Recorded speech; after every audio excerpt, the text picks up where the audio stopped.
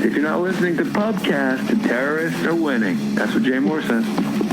Welcome to the Pubcast. Sit down and enjoy a pint. Welcome to the Clue episode of the Pubcast. Allison and Eric join me to discuss this strange, quirky murder mystery comedy from 1985 that was inspired by a board game originally published in 1949. This movie is packed with some of the top comedic actors of the time. Tim Curry, Martin Mull, Christopher Lloyd, Michael McKean, Eileen Brennan, Madeline Kahn, and Lesley Warren and Colleen. They all give great performances, and this movie is pretty much funny top to bottom. This is sort of the definition of a cult classic comedy, as it didn't make much money at the box office, but has grown in popularity through TV and video. It's extremely rewatchable, it has tons of jokes and quotable lines throughout, and even has 3 different endings. So sit back, grab a brandy, see if it really was Colonel Mustard in the ballroom with the candlestick, as we break down Clue.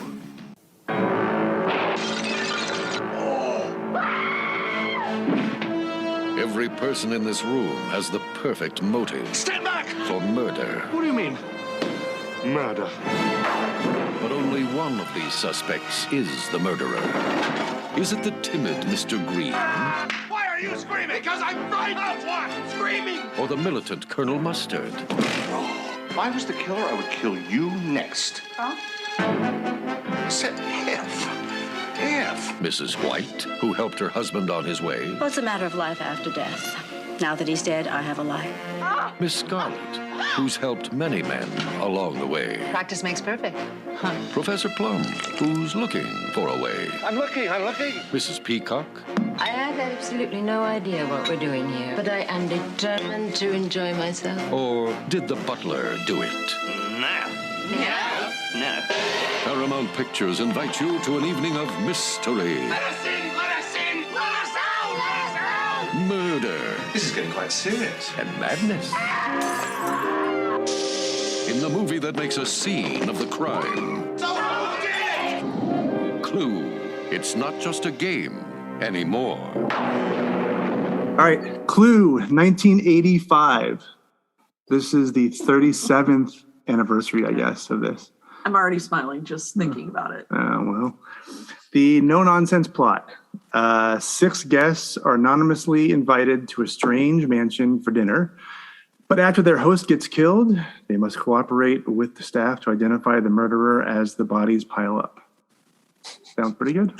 That says absolutely nothing. Yeah, it's nothing, but it's They have just read the description of the board game. Yeah. Like there's there's nothing. Yeah. I wish the description was just like the directions on how to play the game. Right. Yeah. Roll, take a card.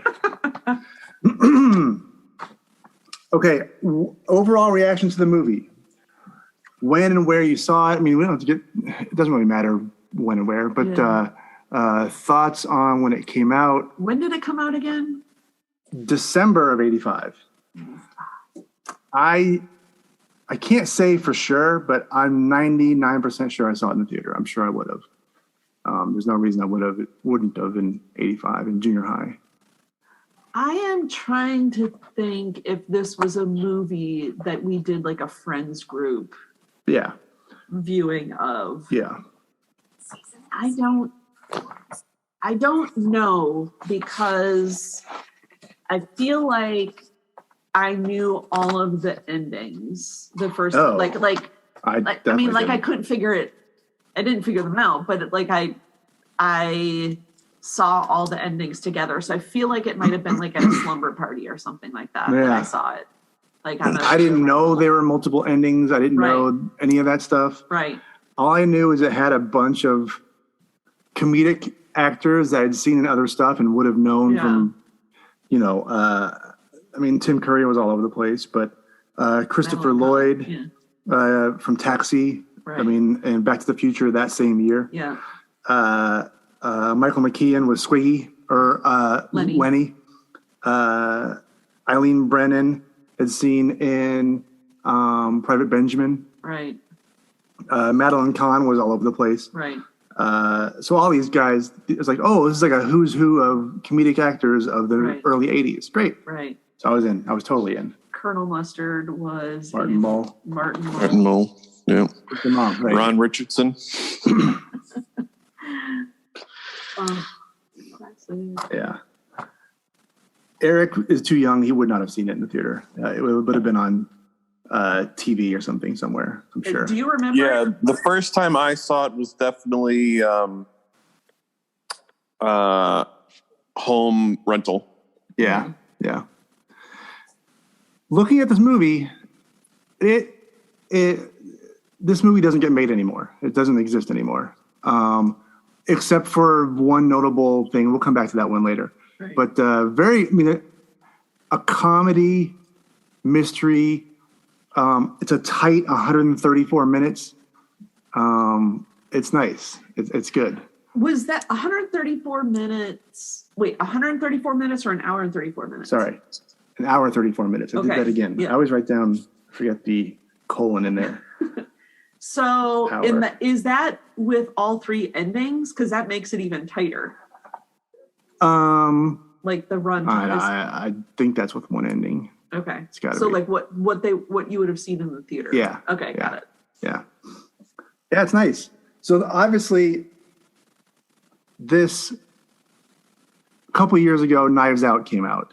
And that was obviously an Agatha Christie style, big house, murder mystery, a lot of people in one place, had a Clue feel to it. I mean, they even called it the Clue House, I think in the movie maybe. Did they really? If not, the actors talking about the movie have talked about it as well. That way. That would make a bit more sense. I thought they mentioned it in the movie. Like, I don't remember that. You live in this big Clue house or the house from Clue, or I thought something like that.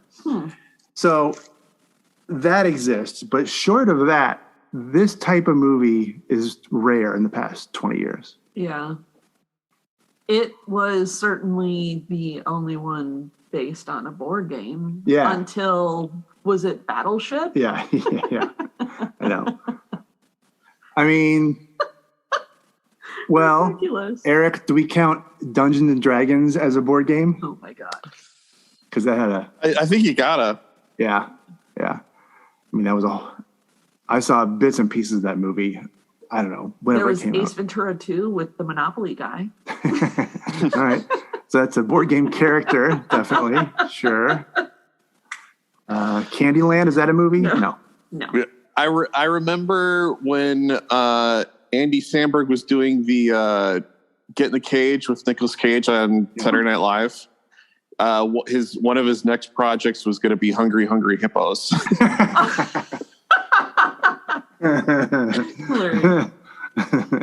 Shoots and Ladders. The extended universe. Whee! Yeah. Okay, let's do this real quick. Let's do box office performance. Okay. This is a weird one. It doesn't fall in either year, really. It straddles because it came out in December, early December. Okay. So it's not going to appear in any top whatever list. Right. Now, numbers shows that it wouldn't appear no matter what, but we'll see. 85 was a good year. We've done this before, but let's do it again. Back to the Future, number 1. Right. 190 million. Right. Beverly Hills Cop, number 2. Rambo, First Blood, Part 2. Whoa. 150 million, number 3. Rocky 4 comes in at 4. Heck yeah. Yeah. I was pretty good. You will lose. Cocoon, number 5. Witness, a sneaky number 6. Wow. The Goonies, number 7. Police Academy 2, number 8. I don't know that I really know those movies at all. I know of them, but I don't know that I've watched more than one once. Yeah. I think number 2 was fine. Number 3, I don't know, I think it fell off after that. Yeah. Yeah. They were good for what they were at the time, but they're terrible now. And then number 9, I don't have number 10. Wow. Number 9 is Fletch at 50 million. Wow, cliffhanger. Yeah. Well, so Clue in 85 Yeah. Clue made $8 million. Okay. In 86, it made $6 million. 14 million? 14 million. What did it cost to make it? 15 million. Oh, did it really? Wow. It lost money, or because of a rounding error, call it breaking even. Oh my gosh. Terrible. And that's before advertising. Don't they say you gotta almost double? Yeah, but I don't know. Was that the case in the 80s? I don't know. So yeah, it did not make money at all. I mean, it became such a cult classic though. Like yeah, I'm sure like whatever they lost, they made up for in rental and home video. Yeah. Sure. Yeah. I mean, it is almost like Shawshank, where it is on lots of different channels often. Yeah, I mean the licensing rights and selling off the DVDs and VHS and putting it on AMC or wherever the hell it is, FX, HBO, whatever. They must have made back that money eventually, but in the short term, no. Wow, that's. So this movie, obviously, we mentioned, it's got some Agatha Christie, a lot of Agatha Christie in there. It's obviously a comedy, mystery, thriller, whatever. Yeah. There are a bunch of lists of these things, and I compiled a bunch of them. I put together those items, plus I think there might be a couple of my own just thrown in there. Of 12 murder mystery tropes. Okay. That are going to be in every movie. So I'm going to go through them, see if you want to add anything to this list. Okay. Right, Eric? I'm ready. If you hear something, if you think of something, let's add it to the list and we'll make it 13, 15, whatever. Yep. Okay. You have The Gathering. Yes. Everybody in one place. Right. For some reason, the detective is there, which makes no sense. I mean, he comes there on purpose in Knives Out, but like a lot of these things, he's just sort of at the party or shows up randomly or whatever. Yeah. In this case, the detective is kind of Wadsworth for the most part. He goes through the whole thing at the end. There's a murder, obviously. There's an unsympathetic victim. So someone you know about who died and no one cares. Like they did something we're bad, glad they're and dead. so there's to a certain extent there's a just desserts situation. Yeah. Everyone's in a confined space. Like this takes place in a confined space. A big old house, a train, a boat, an island. Right. No one can escape. So they're there. I threw in, there's always a butler or maid. I don't mean literally, but I mean like someone who is slightly outside the main group who can kind of like goes in and out as they please, kind float of thing. in between the groupings, know the inner workings of everything. Okay. Yeah. There's a red herring or a distraction, a misdirection of some sort. Yes. A weapon is found. The weapon or a weapon is always found. Everybody has tons of alibis. There's proof all over the place that nobody did it. But then there's proof that everybody did it for some reason. Everybody had a motive. There's at least one faked death. Someone fakes their death somehow. Right. Okay. And then there's always a twist ending. Okay. I mean, that's sort of the Agatha Christie thing. You're missing that it had to be raining outside. Like there has to be a thunderstorm of some sort. So it's keeping everybody there. That's a good one. There's usually a couple jump scares. So like it's usually like barking dogs or something like that. Like they had those dogs outside. Are there always dogs? It feels like there's dogs. All right. Putting dogs in there. I'm also going with the Knives Out situation. Right. Like, yeah. It's pretty solid. Eric, what do you... Well, you had mentioned that there's always a butler or maid there, but it's the butler always did it. It's always that's the joke. The butler did it. Rope, yeah. And we can get to this later, but in this case, with one of the endings, the butler did do it. Did do it, yeah.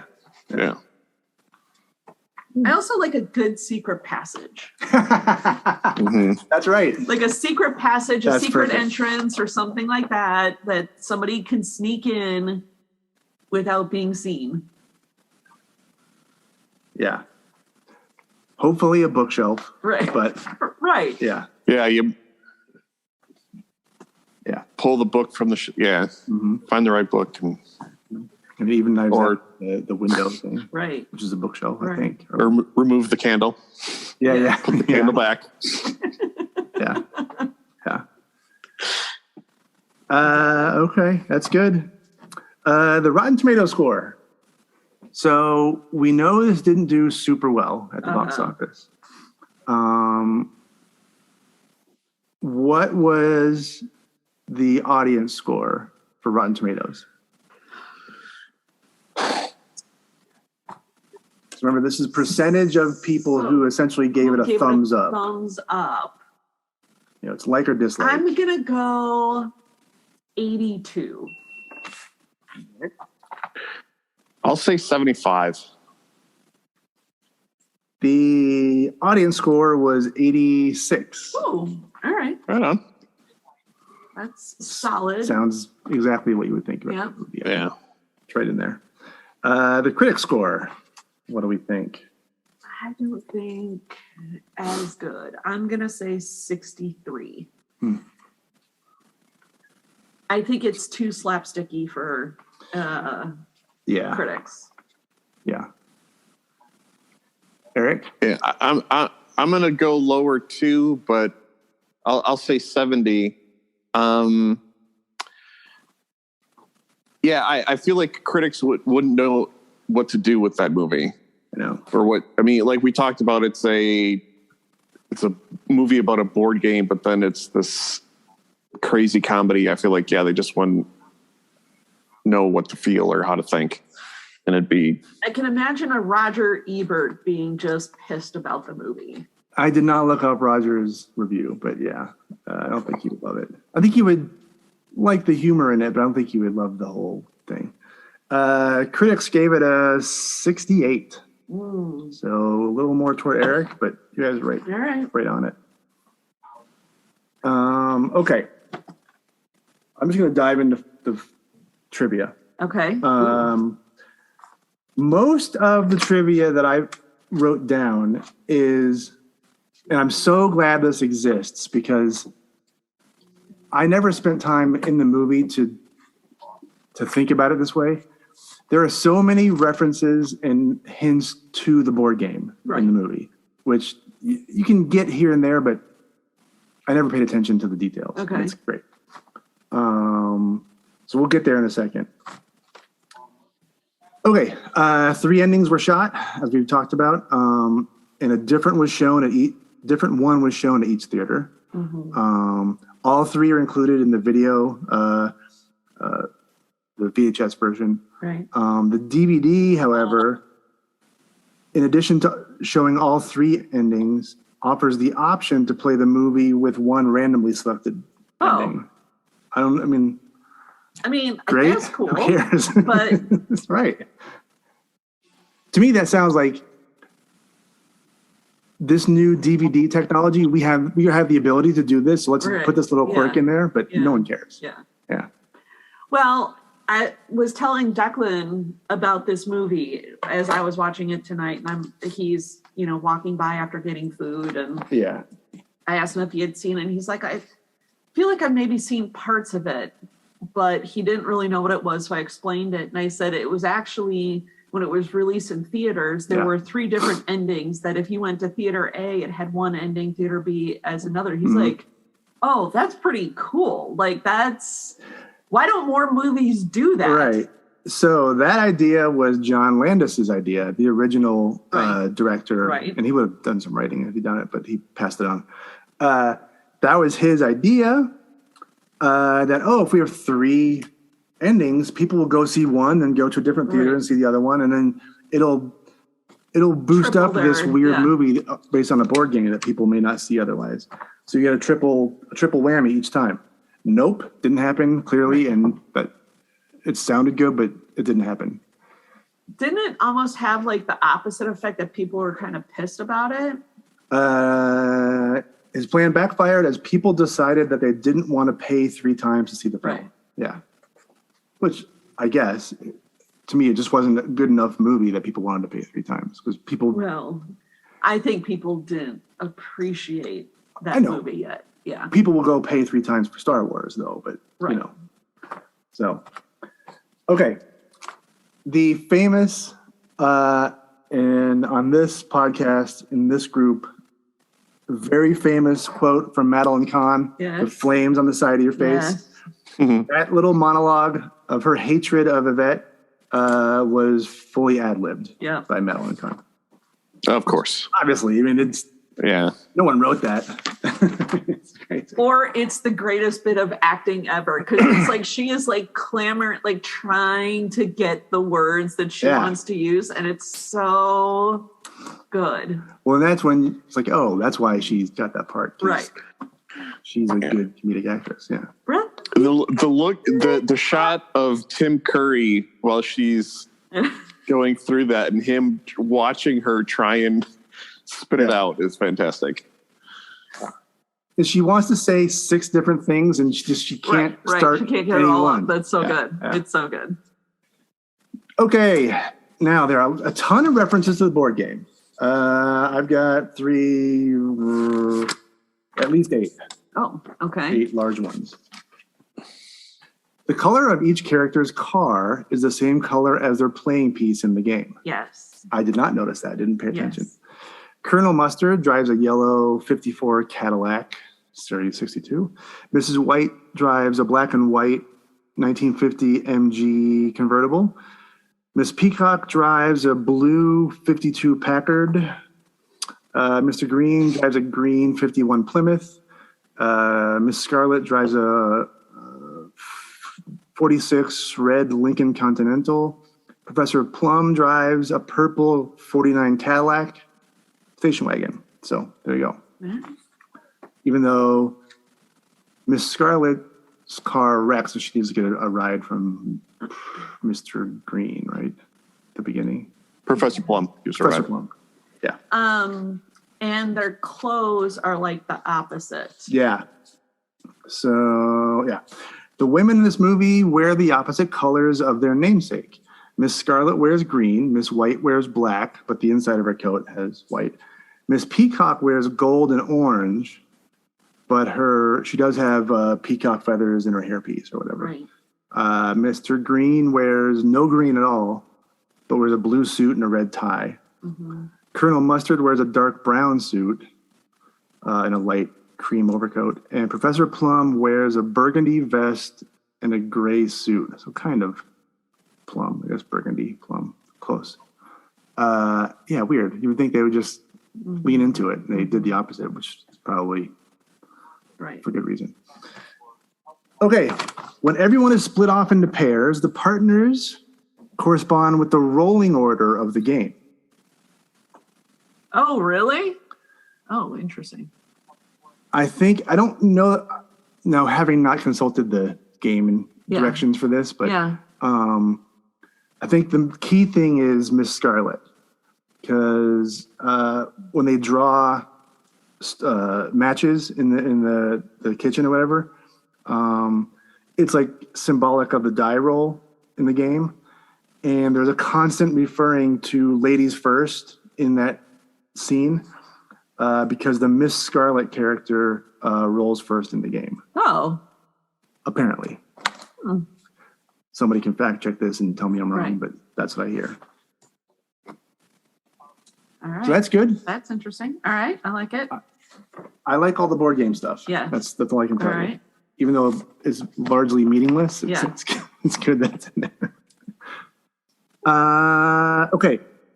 The secret passages in this movie lead to the same rooms that they do on the board game. Yeah, I had that written down too. The kitchen leads to the study and the conservatory leads to the lounge. Yeah. Well, even like the just the layout of the house. Right. I got that. The movie said matches the layout of the house on the game board. The rooms are in the correct order as they are on the board game, clockwise. The hall, the lounge, dining room, kitchen, ballroom, conservatory, billiard room, library, and study, as well as the cellar, a non-suspected area in the game. There are also several. Is there access to a cellar in the board game? This says there might be, but there was a UK version of the game that was slightly different. Yeah, so who knows? Yeah, like maybe later versions of the game. Yeah. The parquet floor in the hall resembles the Clue board game board. Right. Yeah. All the squares. Yep. Professor Plum indicates at dinner that he works for the World Health Organization, part of the United Nations organization, which is UNOWHO. That means he works for you know who. Oh my God, that's fantastic. You never noticed that before, Allison? No, I was not paying attention. Oh boy, I didn't. I definitely didn't. I mean, I noticed heard him say the words and the letters, but I didn't put it together. I put it together as a kid. Wow, smarty pants. Look at the big brain on Brad.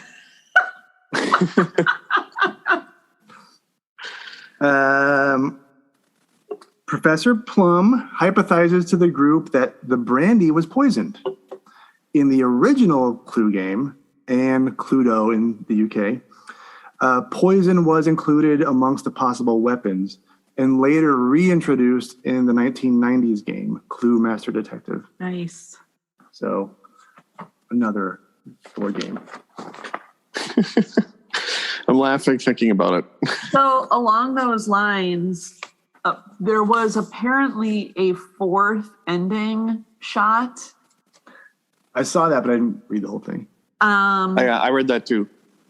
Go ahead. That never aired because it was too dark, but basically it was Wadsworth committed all of the murders and he had poisoned everybody with slow acting poison. So there was this whole, like he was doing this whole thing almost like to torture all of them. And then it later comes out that they were all also poisoned.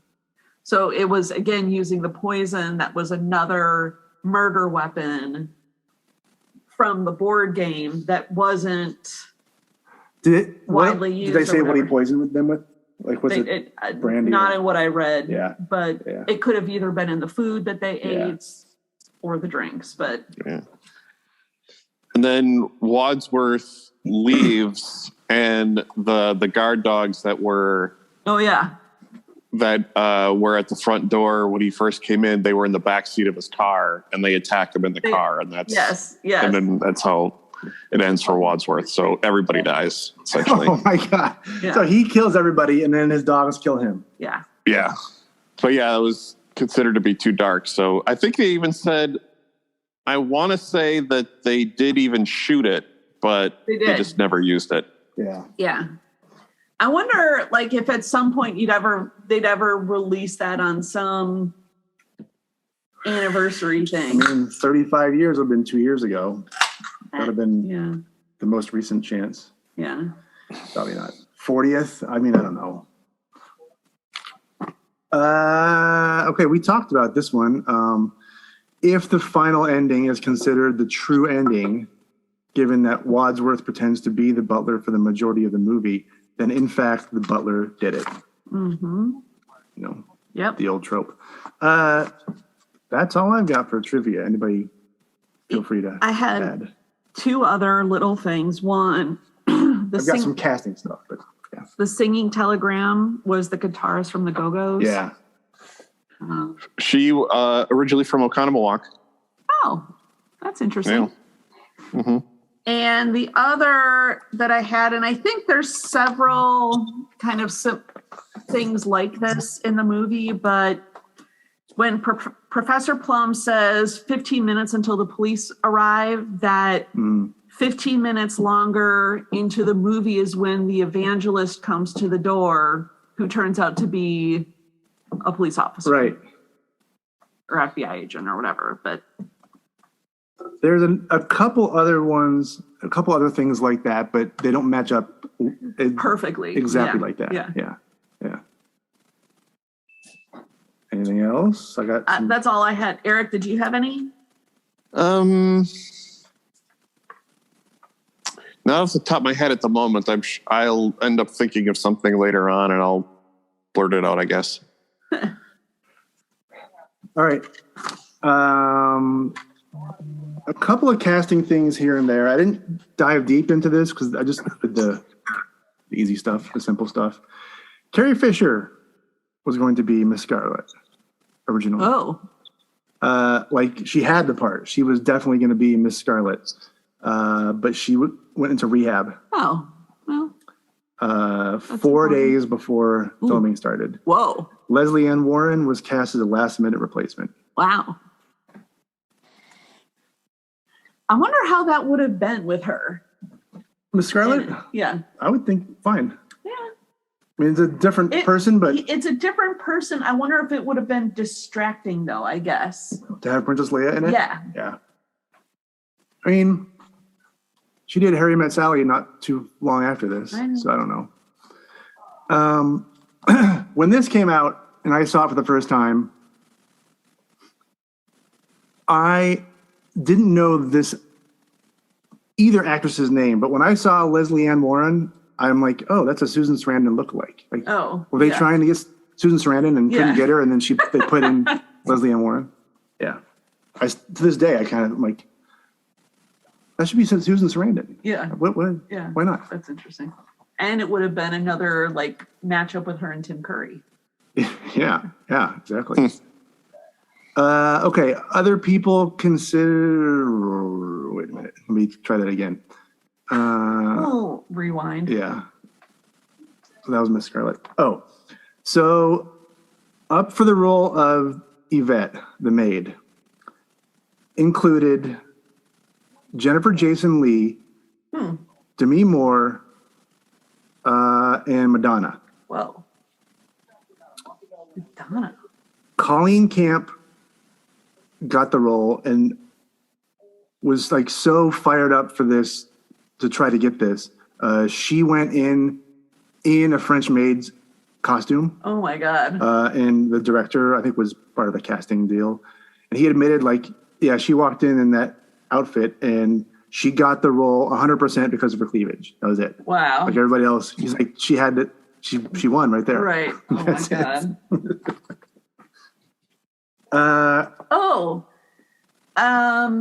There was something that I saw. I wanted to go back and check it, but right before she is killed, when it's like the silhouette of her, whatever, she drops her French accent and speaks in an American accent to kind of show that she was faking being a French maid in that house, that she really was, worked for Miss Scarlet. Yeah, definitely.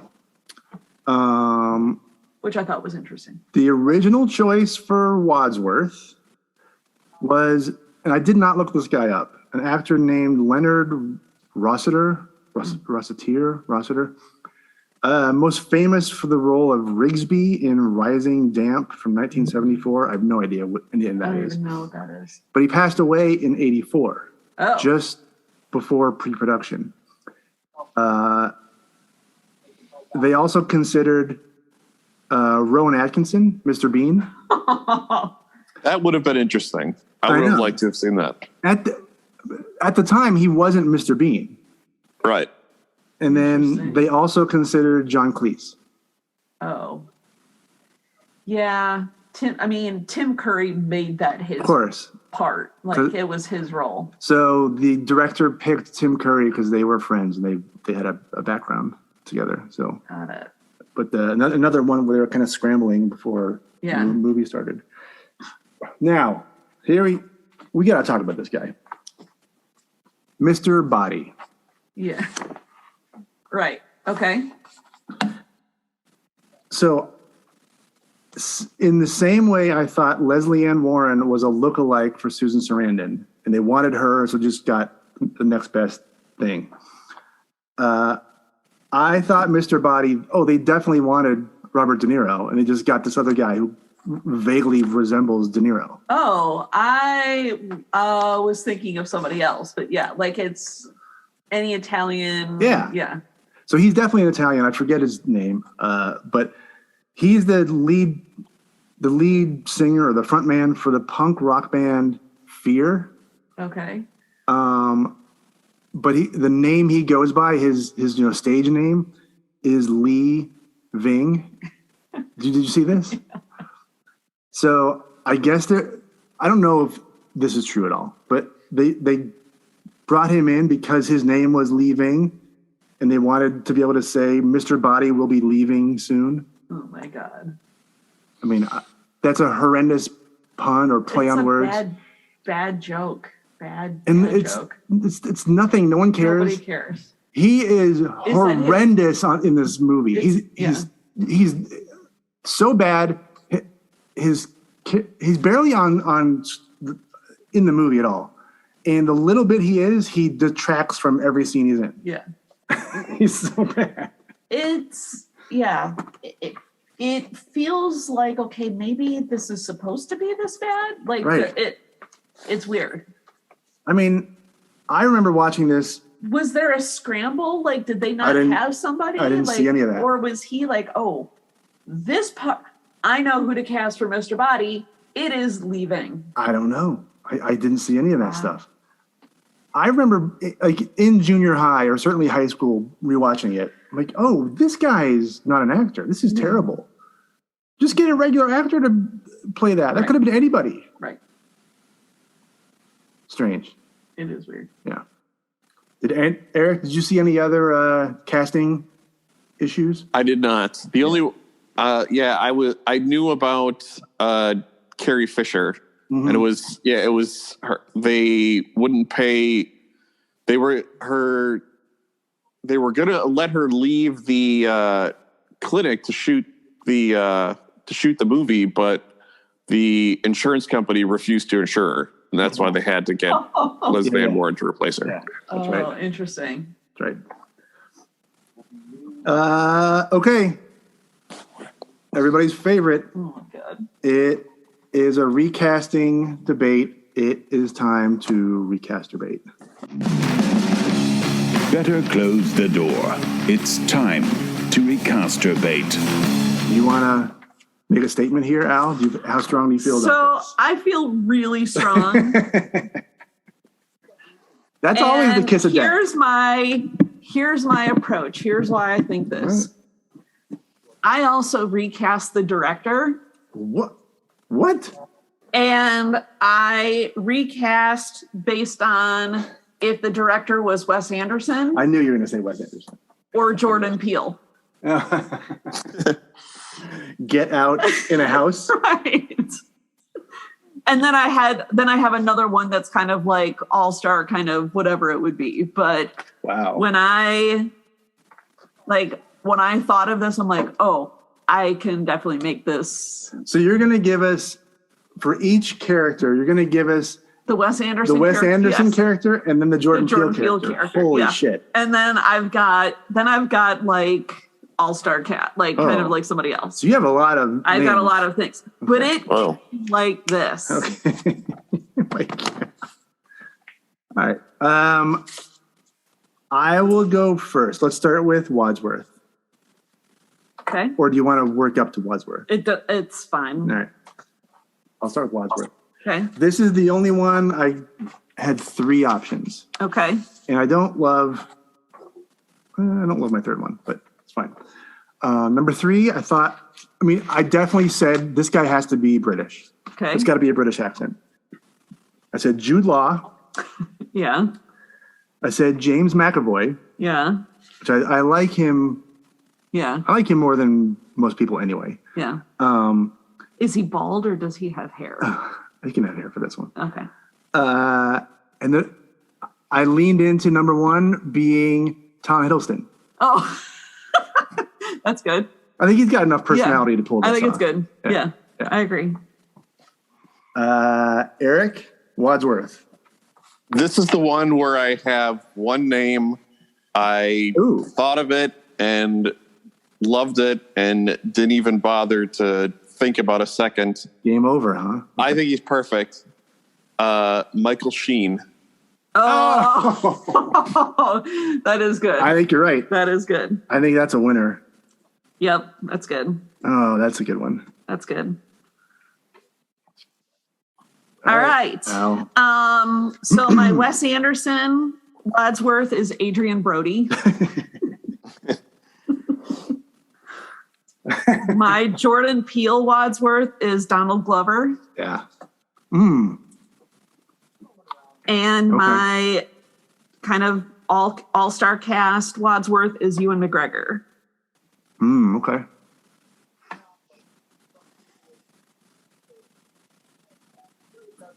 I don't know.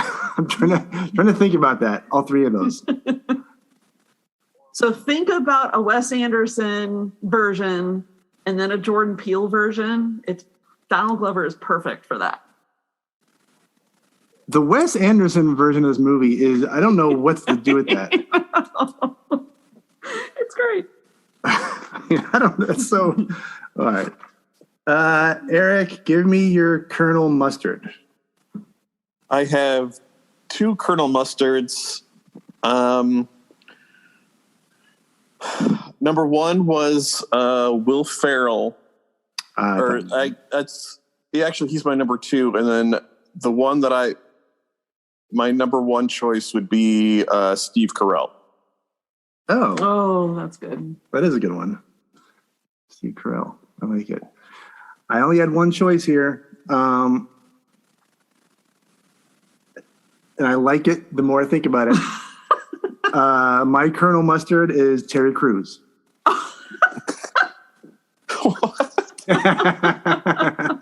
Yeah. Oh my God. Wow. Okay.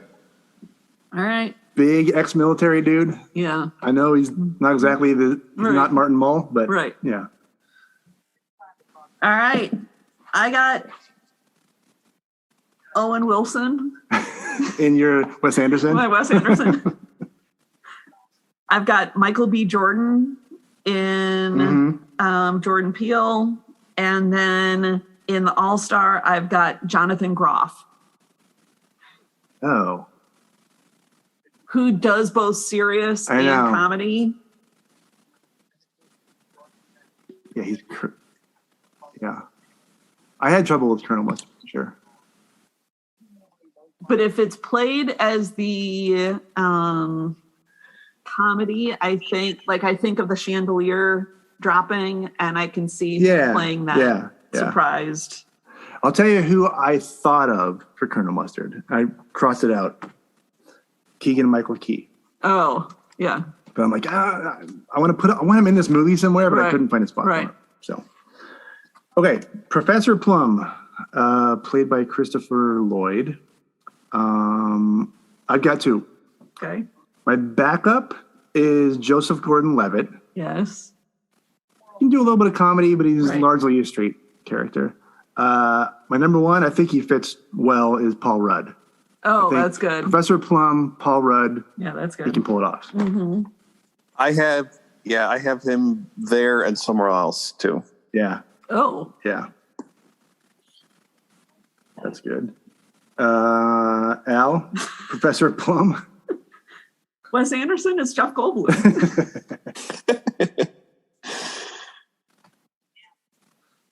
Oh, God. Daniel Kaluuya in the Jordan Peele, and Miles Teller as your all-star. My all-star, yeah. I love your casting 3 different movies. All right. Okay, Miss Scarlet. Mm-hmm. I have not done my Plum. Sorry. Eric, Plum. All right. So, like I said, I did have Paul Rudd in there. I also have Taika Waititi. Oh. Yeah. Yep. And Benedict Cumberbatch. I thought for sure somebody would have Cumberbatch as Wadsworth. Oh. Yeah. Yeah. That's good, though. Yeah, I knew somebody would say Taika because we are in the time of Taika Waititi. Wow, I never would have thought. Yeah, that's good. I knew he was coming somewhere. He's definitely become one of my go-tos. Yeah. Eric, throw down a Miss Scarlet as well. For Miss Scarlet, I have two names. Kerry Washington and Julia Louis-Dreyfus. Oh. I have her somewhere else. Oh. Very good. I've got two. Okay. My backup for Miss Scarlet is Christina Hendricks. Oh. And then my number one, because I think she brings the funny a little more, would be Rose Byrne. Oh, that is really good. Mm-hmm. That's really good. One. I think that's a solid one. Al, Miss Scarlet. This is my weakest one on the Wes Anderson, but it is Saoirse Ronan. Oh, I thought you were going to say Gwyneth Paltrow. No. Okay. Ms. Scarlet on Jordan Peele is Tessa Thompson. And my all-star, I thought for sure one of you guys would have picked her, is Ana de Armas. For Miss Scarlet? Yeah. Now she's a little young, but I like the idea of it. I know. Not bad, not bad. Okay, I'll go again. I'll go first. Mr. Green, played by Michael McKean. I don't know if I should say this guy or not. I'll say it anyway. No, I'm going to hold that one. Wow. I only have one name then. I went with Jason Sudeikis as Mr. Green. That's good. Yeah. That's good. Yeah, that's a good one. Michael McKean type. Yeah. Yeah. That's good. Eric? This is the other place where I had Paul Rudd. Oh, yeah. Good. I went back and forth as well. Yeah. This is a place where I also had Donald Glover. Oh, yeah. Mm-hmm. And then the third name I have is Adam Driver. I almost put him somewhere else, but I backed off. Yeah, I was trying to figure out where the usual suspects would fall in here. Right. I didn't have Adam Driver on my bingo card, though. All right, Al, Mr. Green. Wes Anderson, it is Jason Schwartzman, for sure. Yeah. Lakeith Stanfield for Jordan Peele. Yeah.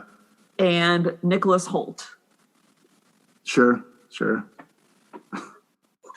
Three. I can't get over the three different movies. I know. Okay. Mrs. Peacock. This is one of my favorite ones. This is one of my favorites, too. This came easy, and I have two. I think they're both layups. They're both easy. Yeah. I'd be surprised if one of you doesn't have one of mine. I think my backup is Tina Fey. Oh. Yeah. I considered her. And I think my number one, my starter, is Kristen Wiig. Oh. I think I'm going Kristen Wiig in that peacock hat. Yep. And just being frazzled. Yep. I think that's okay. That's a winner. Eric? I got two names. One of them is very close to the ones that you mentioned, Maya Rudolph. Oh, that's good. Mm-hmm. Mm-hmm. And then the other name I have is Tracy Ullman. Oh, that's good. That's really good. That's good. Mm. That's good. Yeah, I like that one. Okay. Al, give us a All right. Jordan Peele, Zazie Beetz. Her hair being really big. Yeah. For Wes Anderson, Frances McDormand. Yeah, of course. Mm-hmm, mm-hmm. And All-Star, Helena Bonham Carter. I almost put her I'm in there. shocked neither one of you had her. She was my number three, basically.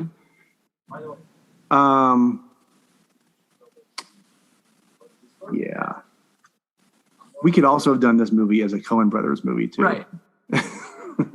Once I came up with this idea, I'm like, oh, this could be like a lot. Like, it'd be interesting to see how different directors did the movie. Okay, Mrs. White. Yes. This was the one where I had the name before the movie was over. I'm like, oh, that person is this role, and everyone stopped applying for the position. To me, Mrs. White, she's a little older, but I'm going Julia Louis-Dreyfus for Mrs. White. Yeah. I want the Flames quote. I want all the reactions. I want all the Madeline Kahn stuff in Julia Louis-Dreyfus. She could definitely do it. Yeah. She could definitely do it. Eric, Mrs. White. Yeah, I had I got two names, and the two key things for Mrs. White for me is the moment with the flames on that improvisation, and then the other important thing to me was the singing voice for He's a Jolly Good Fellow. Oh, sure. Sure. So I got one for each of those scenarios. Oh. For the improvisation of the flames, I went Kate McKinnon. Oh, yeah. And then for the singing, I said Kristen Chenoweth. Oh, wow. That's good. That's really good. I would not have expected that one. Yep. That's a wild card. Oh my God. All right. Jordan Peele. I had Lupita Nyong'o. Yeah. Mm-hmm. I'm gonna say my all-star cast next. Sandra Bullock. Sure. In this. And for Brendan in Wes Anderson, it is Tilda Swinton. Yeah. Awesome.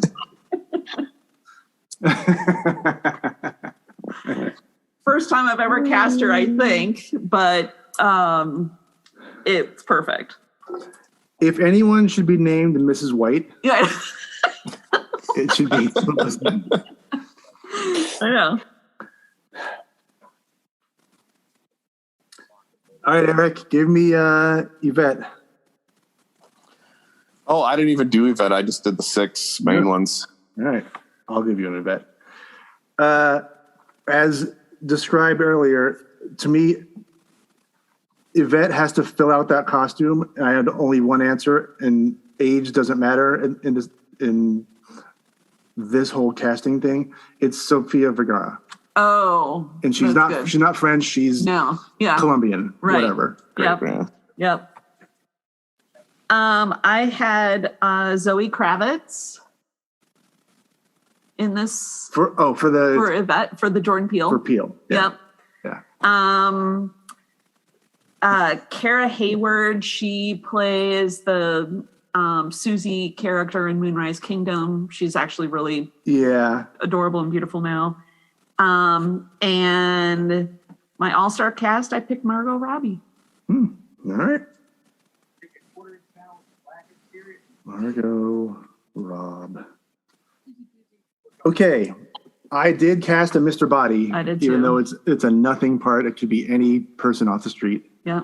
I think, so I have a real answer and I have a stunt answer. Okay. Real answer is Colin Farrell. Oh. Doesn't matter. That's pretty funny. Throw him in there. Yeah. The stunt answer is Tom Hardy. Oh.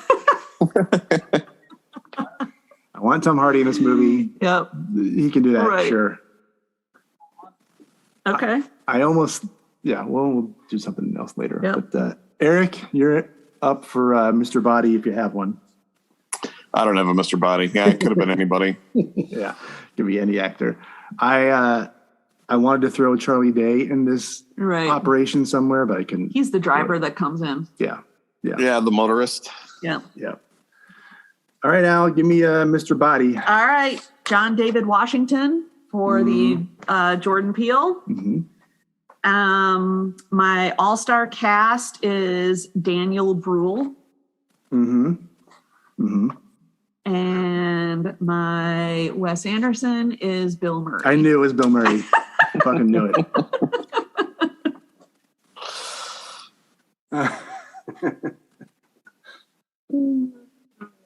That cast is fantastic. All the usual players. The Wes Anderson clue. God, that's amazing. Okay, memorable scenes and quotes. There are so many. I'm going to let you guys kick it off because I think you have most of these committed to memory. If I'm correct. Already multiple flames on the side of my face. Yeah. Right, of course. Yes, I did it. I killed Yvette. I hated her so much. Flames on the side of my face, heaving breaths. I also enjoy a good 1 + 2 + 2 + 1, or the 1 + 2 + 1 + 1. It's amazing. It's so good. It's amazing. There are no more bullets left in that gun. Oh, come on. You don't think I'm going to fall for that old trick? It's not a trick. There was 1 shot at Mr. Boddy in the study, 2 for the chandelier, 2 at the lounge door, and 1 for the singing telegram. That's not 6. 1 + 2 + 2 + 1. There was only 1 shot that got the chandelier. That's 1 + 2 + 1 + 1. Even if you were right, that would be 1 + 1 + 2 + 1, not 1 + 2 + 1 + 1. Okay, fine. 1 + 2 + 1. Shut up! And Eric, you talked about the singing of Miss White in the For She's a Jolly Good Fellow. Yes. I will laugh at her harmony and kind of doing like the round verse it's so good. And I want to know if that was improvised because it feels kind of just off. It feels like Madeline Kahn. Oh my God, it's so good. Yeah, it feels like the actress. I mean, she's so nutty with that stuff. Yeah. It's great. For she's a jolly good fellow, for she's a jolly good fellow, for she's a jolly good fellow, which nobody can deny, which nobody can deny, which nobody can deny. For she's a jolly good fellow, for she's a jolly good fellow, for she's a jolly. But yeah, for like that character to be like that sort of musically inclined and sort of just to make it's unbelievable. I will laugh out loud every time. I could keep going, but Eric, I'll let you. I always get a good laugh at when Miss Scarlet says, "Why would he threaten to kill her in public?" And then Wadsworth's like, "No, I think he threatened in public to kill her." Yeah. And then he rolls his eyes at her. I love a good grammar joke. Yeah. English language specific joke. I do like in Wadsworth in Colonel Mustard talking. I'm merely a humble butler. What exactly do you do? I buttle, sir. I buttle. Or they're back and forth when Colonel Mustard's asking if there's anybody else in the house. Oh, God. And he keeps saying, yes or no, there's somebody here or not. Like, right. Yeah. No, there is, or no, there isn't. Wadsworth, am I right in thinking there is nobody else in this house? No. Then there is someone else in this house. No, sorry, I said no meaning yes. No meaning yes? Look, I want a straight answer. Is there someone else or isn't there? Yes or no? No. No, there is or no, there isn't? Yes. Please! Well, there is still some confusion as to whether or not there's anybody else in this house. I told you there isn't. There isn't any confusion or there isn't anybody else? Either. Or both. Just give me a clear answer. Certainly. What was the question? Is there anybody else in the house? No! The poor wording of the question and then him, yes. Yes or no? What? Yes. No. So there is or isn't somebody here? Yes or no? I do like I can't take any more scares and the chandelier coming down behind him. Yeah. Yeah. I also Tell me you can't hear this song somewhere else and not think of the Shaboom Shaboom song where they're like in the study or whatever, and they're trying to fake a party. Yeah, they just look like they're having fun. Yeah. There's one thing I don't understand. One thing. Right. Or the first time when the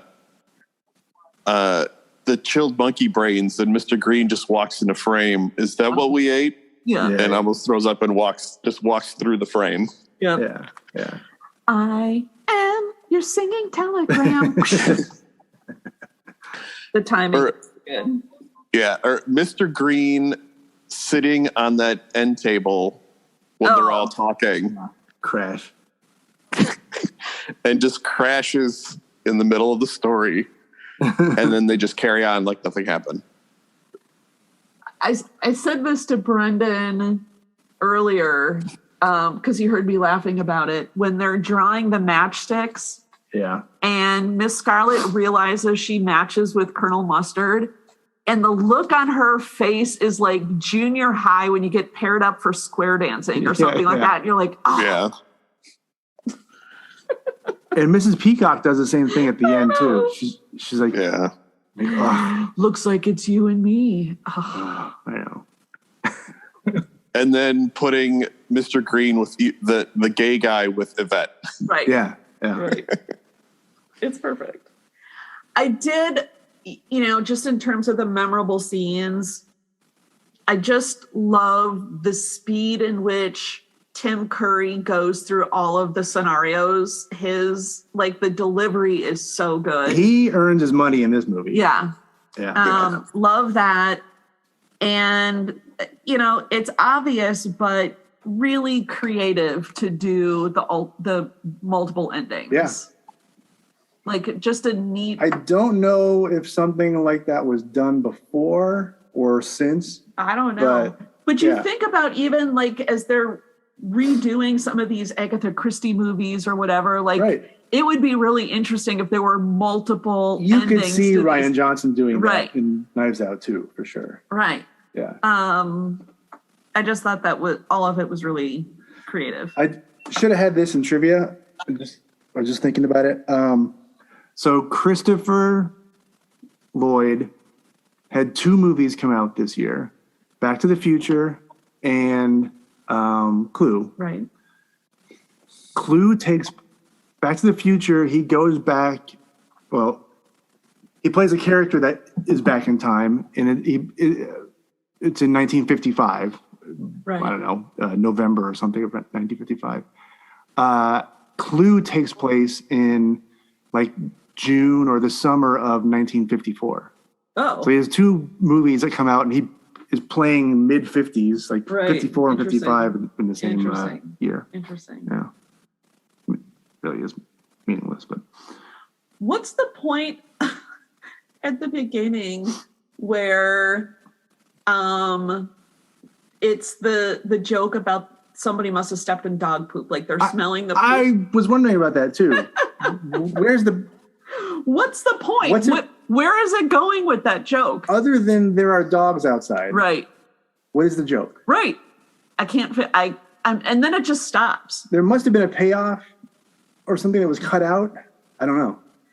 Like I was thinking, like, is that going to, they could have done something where somebody smelled something like, right, with one of the murders or whatever. Right.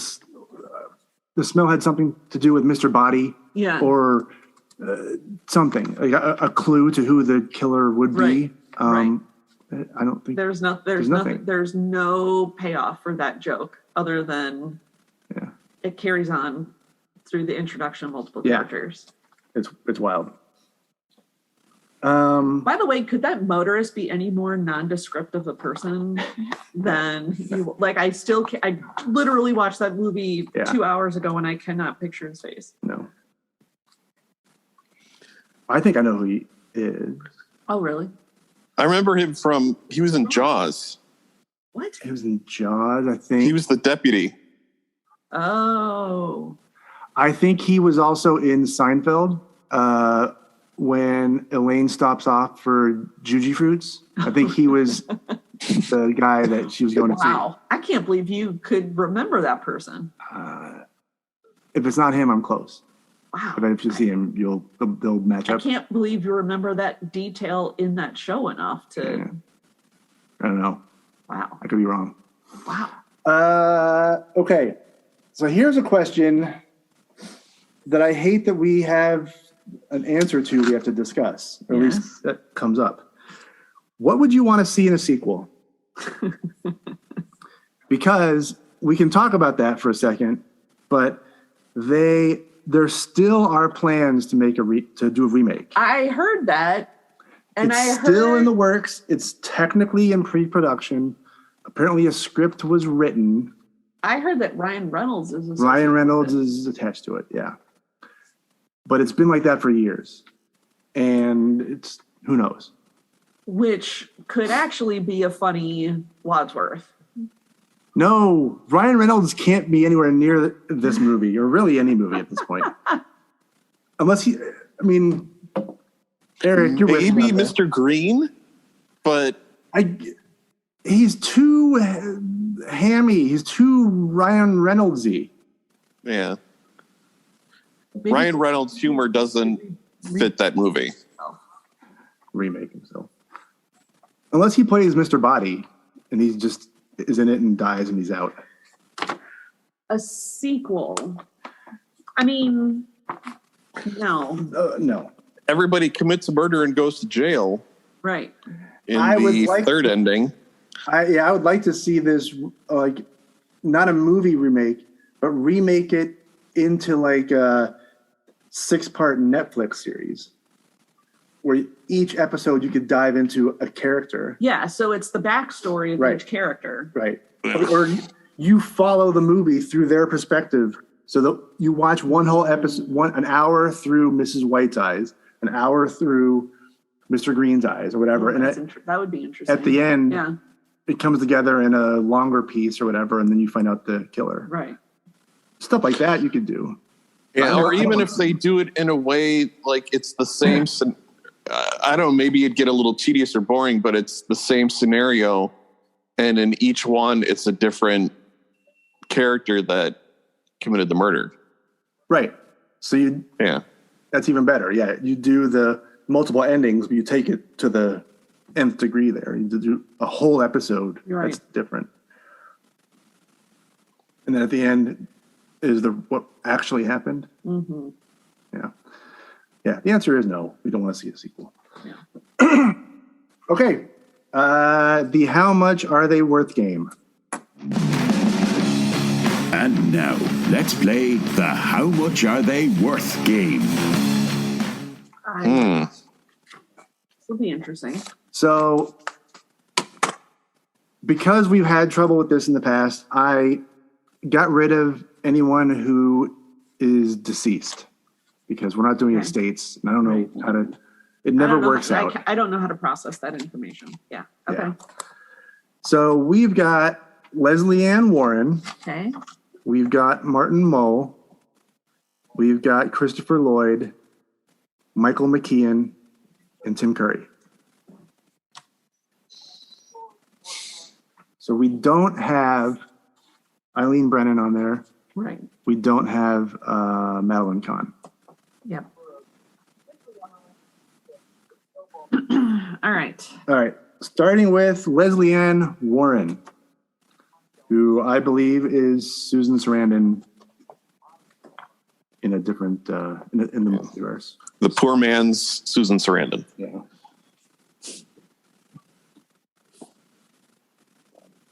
Which every time I see her in something else, I still think that.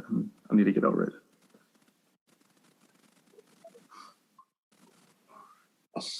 Okay. I don't know that I've really ever seen her in anything else. I know she was nominated for an Oscar before being in Clue, but I don't remember really seeing her in anything else. I'm kind of looking at her IMDb, and there's a lot here and a lot that I haven't seen. Well, you know what? I vaguely remember her being in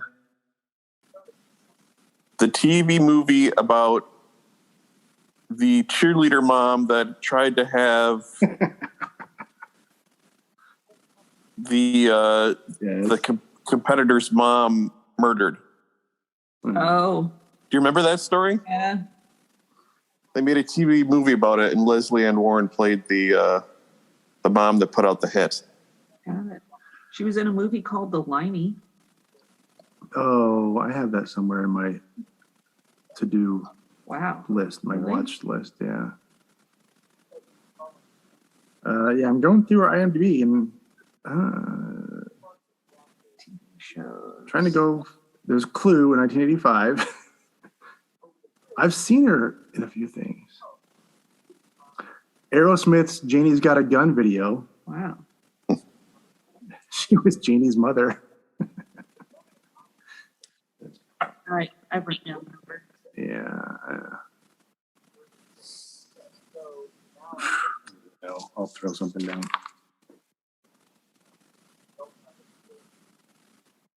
She was in Jobs.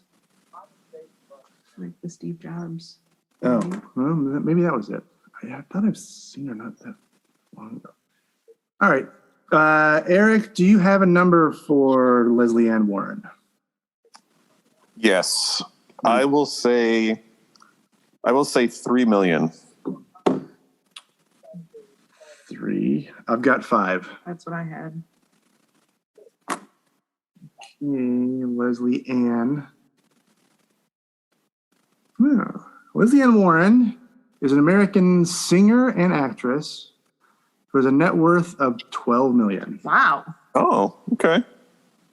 So me and Allison. I guess 133 acting credits. I know she has volume there. That's for sure. Yeah, a lot.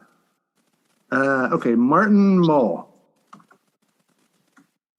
Yes. He's like a stand-up, but also comedic actor dude.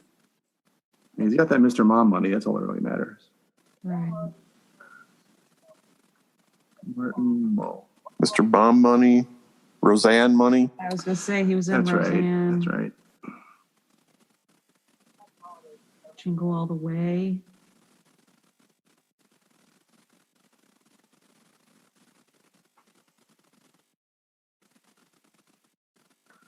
Mm-hmm, mm-hmm. A Futile and Stupid Gesture. He was in that movie. Yes. Veep. 2.5 Men. For a long time. 5 years, but I don't know how often the character was in. Mm-hmm. Blah, blah, blah. Law and Order. All right. I don't know. I think he's done a fair amount of like voiceover stuff too. Don't know the answer to this. All right, I think I have a number. I wrote down a number. Eric, do you have a number? I will say 15 million. Damn it. That's what I said. I wrote 24. 24. I'm gonna tie I with originally Eric had again. 18, but I'm sticking with 24. Martin Mull is an American actor, writer, producer, musician, and painter who has a net worth of $8 million. Whoa. Less than Lesley Ann Warren? Wow. Yeah. So Eric and I tie. I'm tying with everybody. Wait, you were equal apart? We had both said 15. Oh, you and it both was said 8. 15. Yeah. Sorry. Okay. Okay, Christopher Lloyd. All right. This could be a good one. This could be surprising. Mm-hmm. I feel like of probably anybody on this list, he's probably going to be the highest, I would think. Your fire's getting puny. I mean, Roger Rabbit, Tim Addams Curry. Family. Tim Curry, I bet is Back to the Future. Yes, of course. Taxi. Baby. 242 acting credits. Wow. He's got a lot of stuff going on here. 12 Monkeys, the series. Roseanne.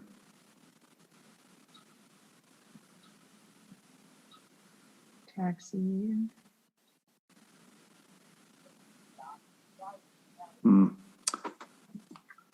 Yeah.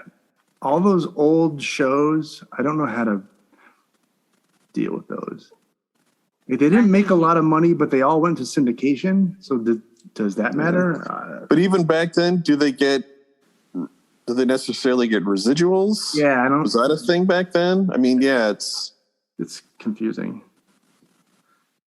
All right, I've got a number, I think. He was in Piranha 3 Double D. Christopher Lloyd, he's everywhere. All right, Eric, give us a number. 35. I'm just glad you didn't say what I said. I've got 30. Really? Yep. Shit, I wrote 75. Shit. Are you going to pull a me this time? No. Christopher Lloyd. Oh, as an American actor who has a net worth of $40 million. Eric gets it. 40. So Eric and I are tied 2-2. Mm-hmm. Michael McKean, don't call me Lenny.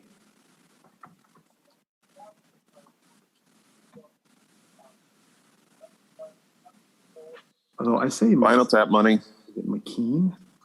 Spinal Tap, yeah. Laverne and Shirley. No kidding. Best in Show. SNL when he was older. Yeah.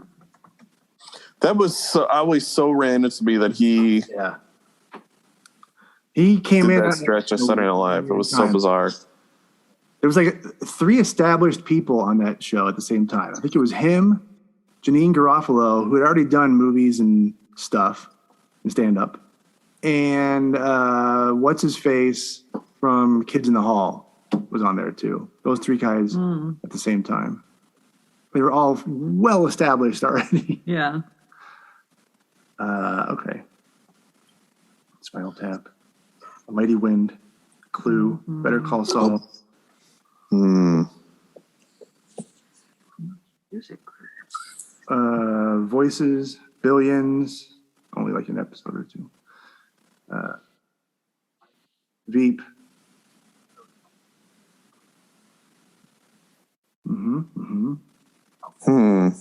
Yeah, but some voice work for sure. Curb Your Enthusiasm. He's been on Better Call Saul. Yeah. 247 credits. Yeah, he's Saul Goodman's brother.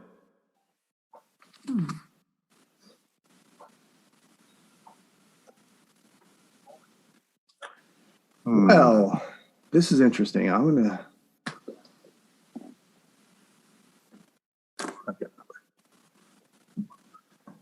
I've got a number. Right now. Make your call.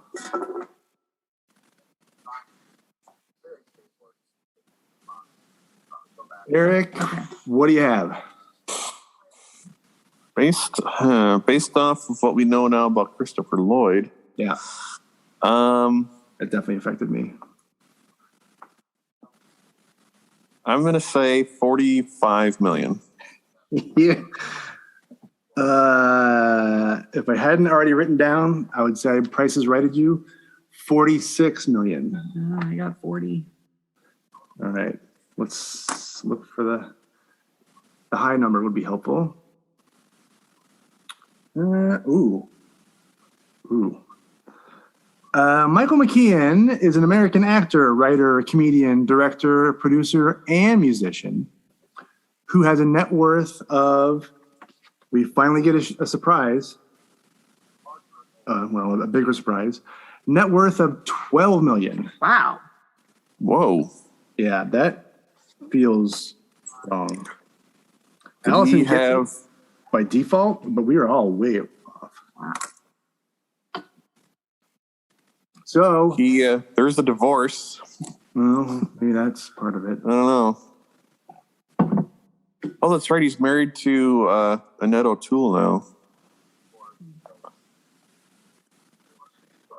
Okay, going into the finale, we have the rare instance of we are all tied. Wow. 2-2 because of 2 splits. So winner takes all in this last round, and it's Tim Curry.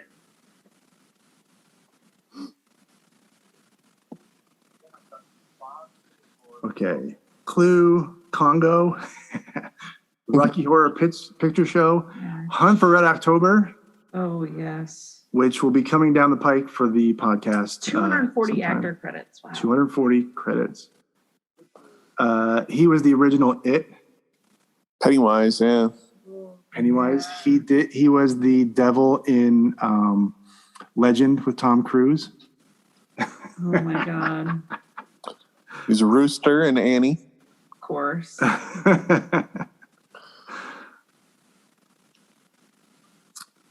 And he's done a lot of stuff, man. A lot of voice work. Yeah. I think he's done a fair amount of like stage stuff too. I don't know what that pays, I'm sure. When did he have that stroke? How long ago? I don't think it was that long ago. Like 5 years? Yeah. Something like that.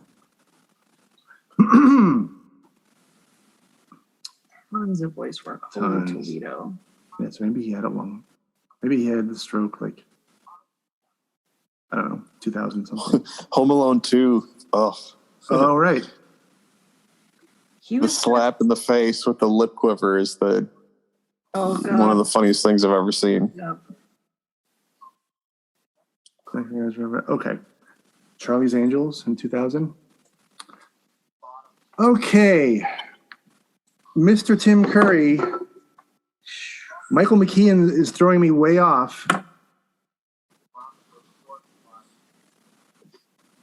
I don't know this guy. I got a number. 240 credits. But a lot is voice work. I know. Shit.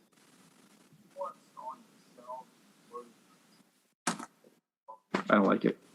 I don't like it one bit. Mm-hmm. Eric, what's your number for Tim Curry? This is all or nothing. You win or you go home. I will say 35. I said 31. I got 50. Fuck. All right. Timothy Curry is a British actor, singer, and composer who has an estimated net worth of $14 million. Huh. He did the Michael McKean number. So I win that out of default. Wow. I said 31. Michael McKean, 12. Tim Curry, 14. Wait. Okay, so there must be some Lesley Ann Warren, 12. Martin Mull, 8. Yeah. Christopher Lloyd, 40. He's the winner. Michael McKean, 12. Tim Curry, 14. Yeah. Wow. Yeah. That is... I was expecting none of that. Wow. I thought... And all of them have had a ton of work. Right. I mean, they are the definition of the sidekick or the character actor or just a working actor, but they're famous and well known enough. How did he not get paid more on like those Back to the Future and Addams Family movies, Christopher Lloyd? Well, or the residuals on Rocky Horror, like I was thinking Rocky Horror with Tim Curry, or like maybe Taxi had some sort of weird sweetheart deal with Christopher Lloyd, but I don't know why. Why is Christopher Lloyd that doubling up Michael McKean and Tim Curry? They shouldn't tripling him up that far away. Yeah, tripling him up. Yeah, wow. All right, back to Clue. Wow. It holds up. It's great. It's fantastic. It's a great watch. It holds Liam up. loves it. Liam likes it. Yeah, so a teenager likes it. Yeah. If Declan saw it, he would like it. Yeah. It's still funny. Yes. It's set in the 50s, so you don't have the technology issue. Like, what if they had cell phones? Doesn't matter. You love that being a thing. I like it. It's almost never a thing. It's almost never a thing. Yeah. That's why I love that. Yeah. I love that you keep bringing it up because it's almost never a hindrance. It's never a hindrance. Not for the movies we talk about, but sometimes movies that are. I can't find. Ferris Bueller's Day Off is absolutely impossible now. Movies that are mysteries where they need to do something or find something or get a hold of someone. Now that's do research. Yeah, they're looking. Find the library. Go to the library, get a phone book. They have to go to someone's house. Like, that doesn't happen anymore. But yeah, I do think about that. It's great. This movie because is great. it was It was set in the 50s. So so it was already historical. And they're all in the house. There's no cell phone advantage. Yeah. I do like the old timey, like the big power lever to turn off the lights and for the power for the whole house and be able to turn it back on. Yeah. That master switch.